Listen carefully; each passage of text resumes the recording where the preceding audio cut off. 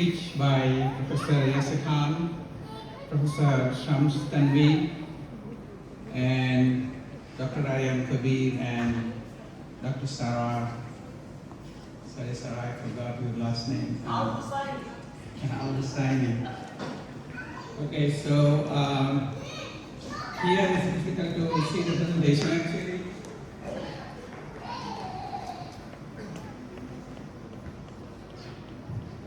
So this slide is for the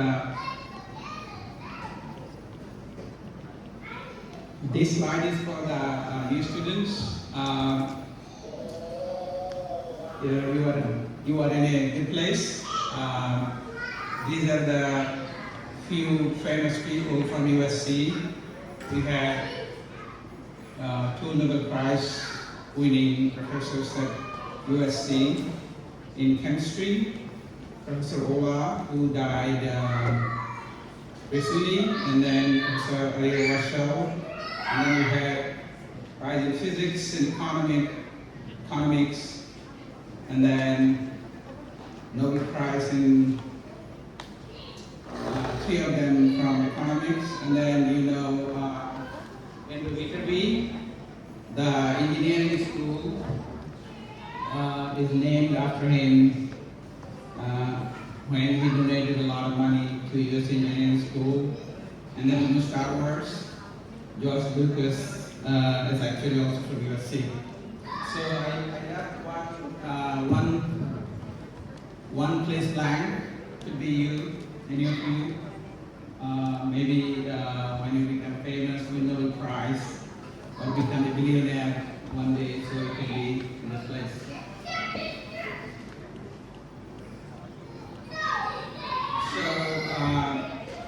This is a slide to the right.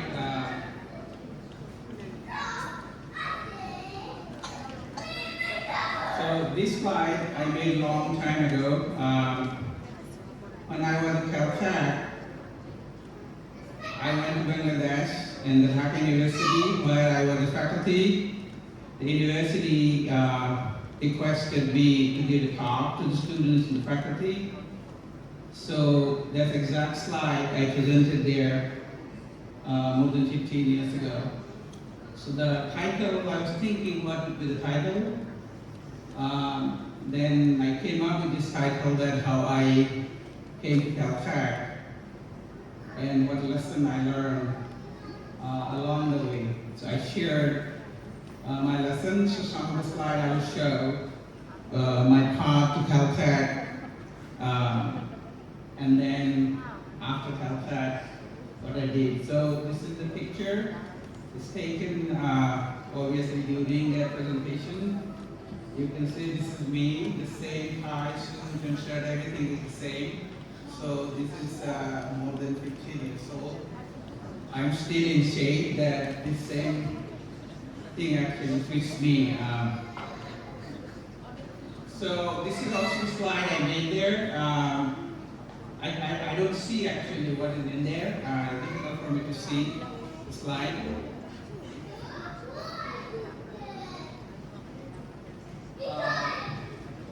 I don't remember everything what is written in there, so I have to see if I can see. So I was born in Kumilla in 1972, long time ago, just after the independence of our country, just after the Liberation War. I was born in a village. This is my village. This is the Abdul Puku. This is my daughter here. You can see my two knees when I visited 6 years ago. And then I attended my village school, and then Bagmara, there's Lakshman, there's a school named Bagmara, Prathamik Vidyalaya. So that Bagmara Vidyalaya was 7 miles from my home. So not only me, my entire family and many students every day work 7 miles to go to that Prathamik Vidyalaya. And then I passed my SSC exam from Bagmara High School where my father was a teacher. And then I came to Kumila Victoria College. So the first time I came to Kumila town to buy the admission form. So remember that. My village did not have any electricity or anything. My father was a teacher. I came to town Kumila just to buy the form for the first time. And then Kumila Victoria College changed my life. I had many good friends. Kumila Jilla School is one of the premier schools in the nation. So our year, the merit list in our SSC year is from almost all of them are from Kumila Jilla School.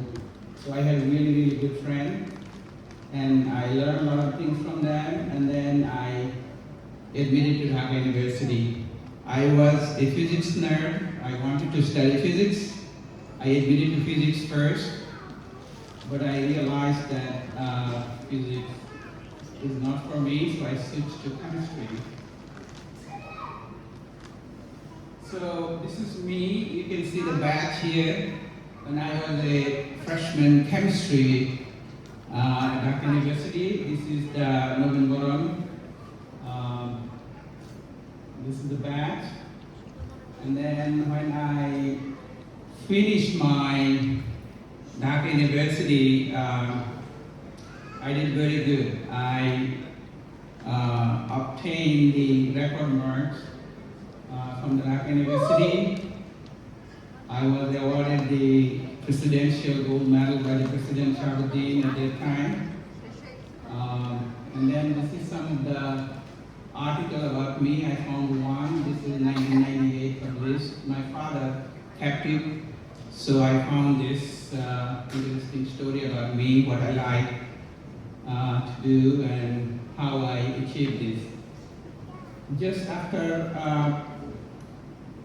getting my result, I was appointed as the lecturer of the department, and then 3 weeks after I went to Japan to do my master's.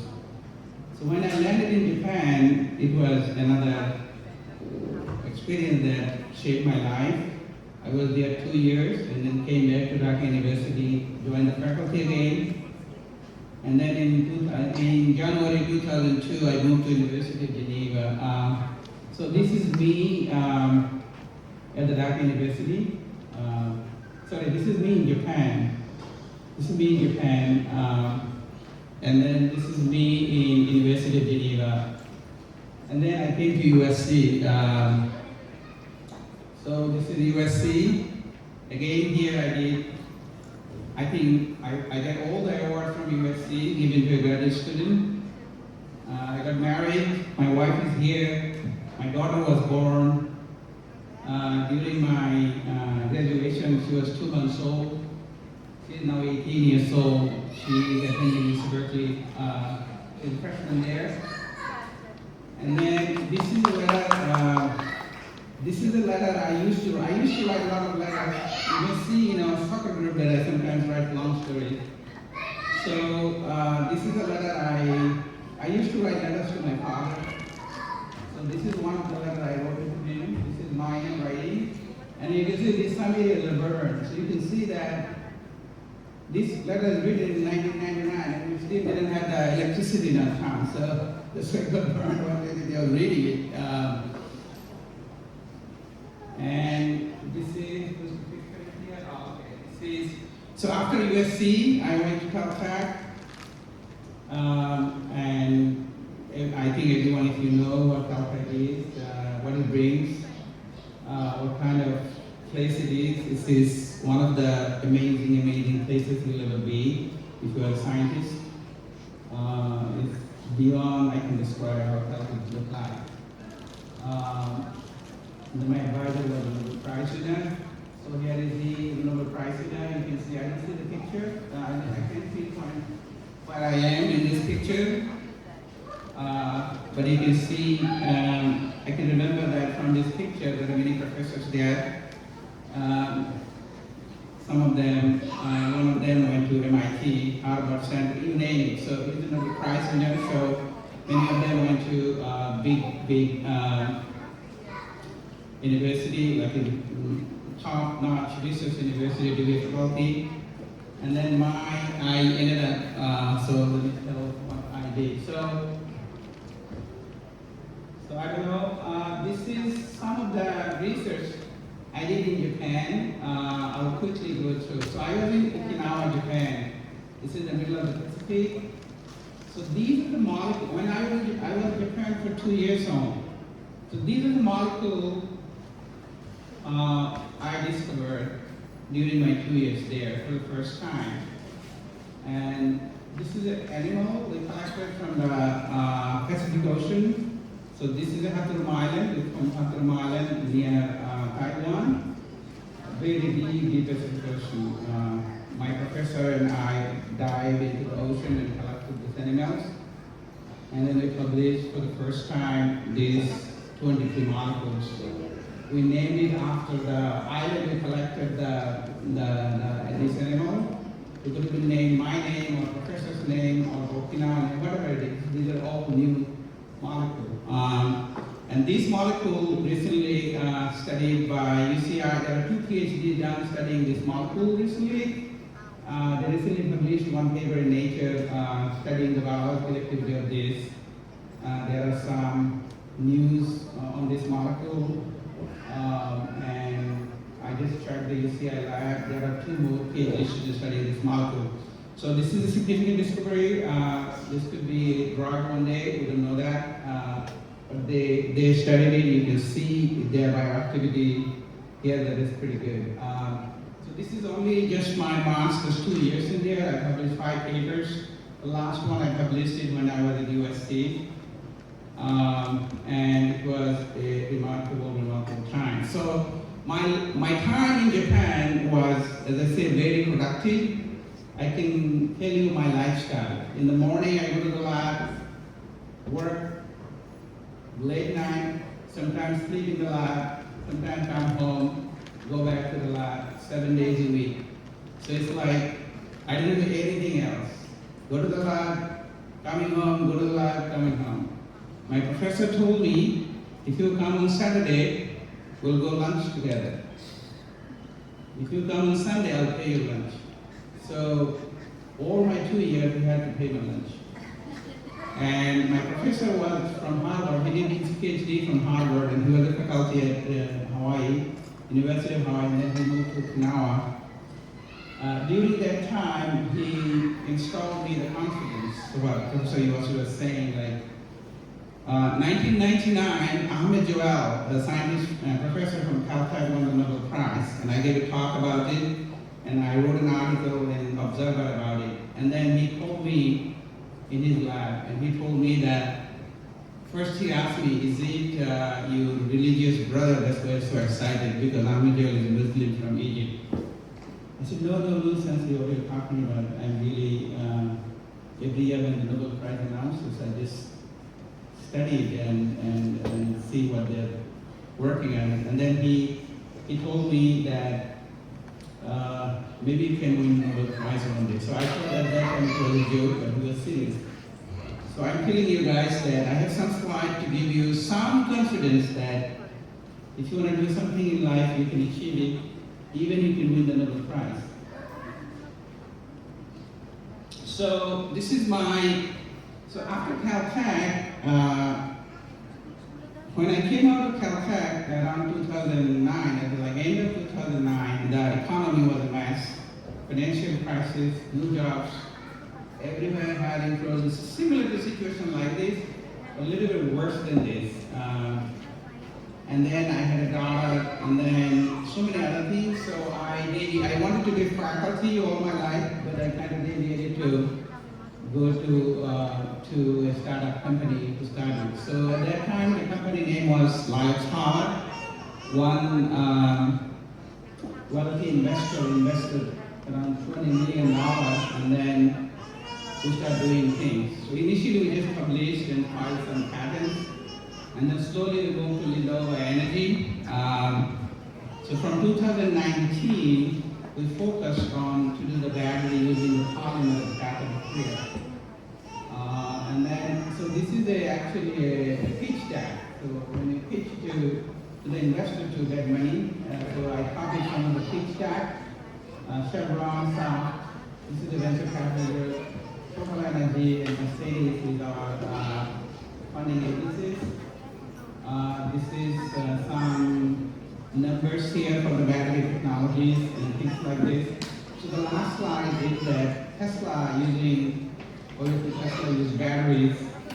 We wanted to convince our companies that our battery will be better than Tesla's battery. Tesla uses many different kinds of battery. Model X is one kind of battery, Model S is another kind of battery, Model Y is another kind, and Model 3 mostly they use LFP, chemistry called LFP. So we are targeting the Model 3 that we can replace the Tesla battery with much lower cost and can go much longer range. Obviously, we're still working with Caltech, JPL next to Caltech, and then we get money from California State, also New York State, to test our batteries. So UCSD is testing our batteries as a third-party tester. So now the slide actually more relevant to today's. So all of you are here are the best and the brightest from Bangladesh. If you are not the best and the brightest, you're not here. You would not have been here tonight in this room. So there is no question that you are very good. You have motivation. You did excellent. Whatever you did in Bangladesh, that's why you are here. So now you're here as a graduate student. And what you're going to do? I already got some question that what they're going to do. They're going to be faculty, like Professor Yasir Khan, Professor Shams Tanvir, Professor Rizvi, we have here. So you're going to be faculty, or you're going to be R&D position again. So if you want to be faculty, most of the time you need to do a postdoc, a very good postdoc, and then you can be faculty. So one thing I'd like to tell you, if you want to be faculty, what's the difference between faculty and doing a job in an R&D position in a private or federal institution? In faculty, you're completely free. You have complete freedom. You can work any project you like. You have freedom. Freedom is the most important thing in a faculty position. But if you do R&D in a private company, you don't have the freedom. You cannot do whatever you want. And also in a federal job, you cannot do whatever you want. There are lots of things the company will say is not interesting to us, or federal government is not interested, is not going to do it. Or you can entrepreneur like Aryan, he founded his robotics company and raised many millions of dollars. One news I read in Prothomalo that he raised $45 million for the Series B funding. So it's a big success that he was able to raise that much amount of money. If any of you want to be entrepreneur like Aryan, that need to be there too. But I was asking him that how difficult it is to get the money and like that amount of money. And then what's the last one here? You can see American Dream. Okay, so let's see. Sorry. Okay, so yeah. So that's important. I think you all look into that. It's important. So once you've done all of it, what do you do actually? So you have a dream. American dream is to own a home. You know, I can assure you that all of you will have a home one day. Maybe 1 year later, maybe 2 years later, or maybe 5 years later than others. But you're gonna have a home one day, and then you need financial freedom. You raise a family. Like my daughter went to Berkeley, so your kids is gonna go do well. You want that. So this is a part of it, to raise a family and give the kid a good education. and then have financial freedom. What does it mean? That you don't work like until you die. You have to have some financial freedom that you can retire when you are in the retirement age, like say 60 plus. And then we can tell you lots of formulas. To be honest, there is no formula. There is nothing. There is no manual, no secret sauce. Or you just learn and find your own way. You have to learn your own way, what you're good at it, and do it. And Aryan was mentioning that you have to love what you do. There is no work like ours. Actually, you have to love it, what you do. You have to think, even you go into the bed, you have to think, you experiment maybe next day what's I'm going to do. And then, this one I wrote here. Okay, so, another thing I always, you can see from my life story that I came from a village all the way to Calcutta. There is no exception to hard work. You can be brilliant, but you have to work hard. There is no exception to that. If you are a PhD student, you know what to do. You have to work hard. So you are here, PhD student. First thing is, you have to work smart and hard. Remember, in life, you cannot do anything on your own. Nobody has done anything on their own. You need people around you. So you have to have collaboration, collaboration, collaboration. And in PhD, you're going to fail. Maybe 99% of the things you will fail. You have to learn how to handle the failure. And as a PhD student, you can say my professor is pushy, my professor is this and that. No. You have to work hard, work with other people, learn how to handle the failure, and publish as much as possible in an impactful journal. And then,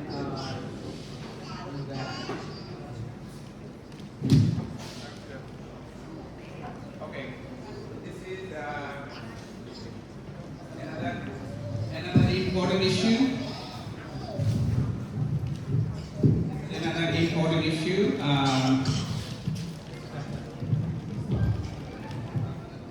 These days we are looking the age of like social media, Facebook, WhatsApp, and anything. We always, myself included into that we always looking to have the instant gratification.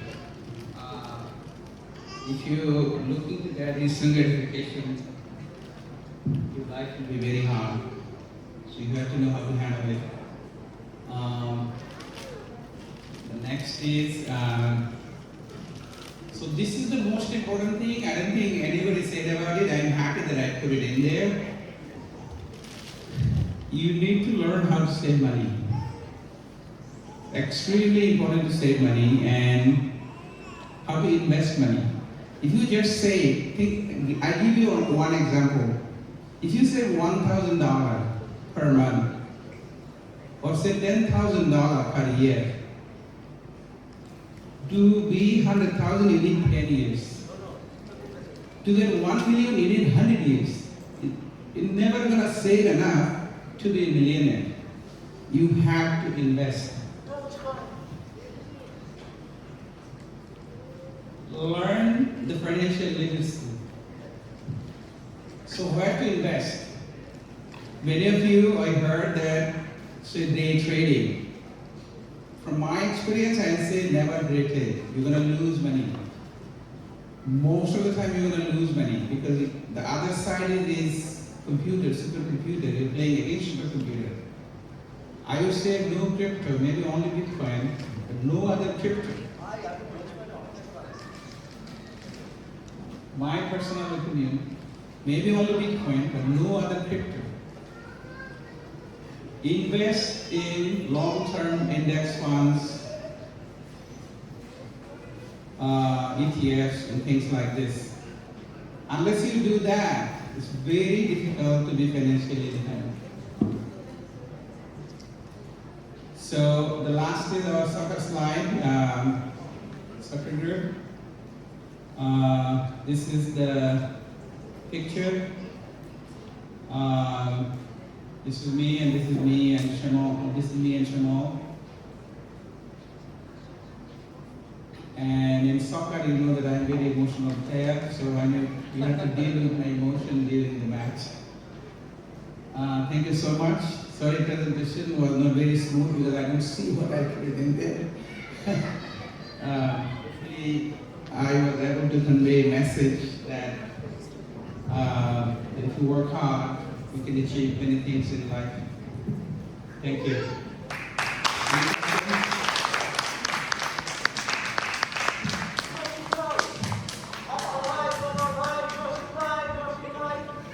Jasim ভাইকে অনেক ধন্যবাদ। জসিম ভাইয়ের সবচেয়ে আমাদের কাছে সবচেয়ে ওনার বড় পরিচয় হচ্ছে প্রতি সপ্তাহে আমরা যে সকার খেলতে আসি, সবচেয়ে আমাদের বড় মোটিভেশন হচ্ছে জসিম ভাই আর শ্যামল ভাই, দুই ভাই। আর ভাইকে অসংখ্য ধন্যবাদ আমাদের প্রোগ্রামে আসার জন্য, এত মূল্যবান কথা বলার জন্য।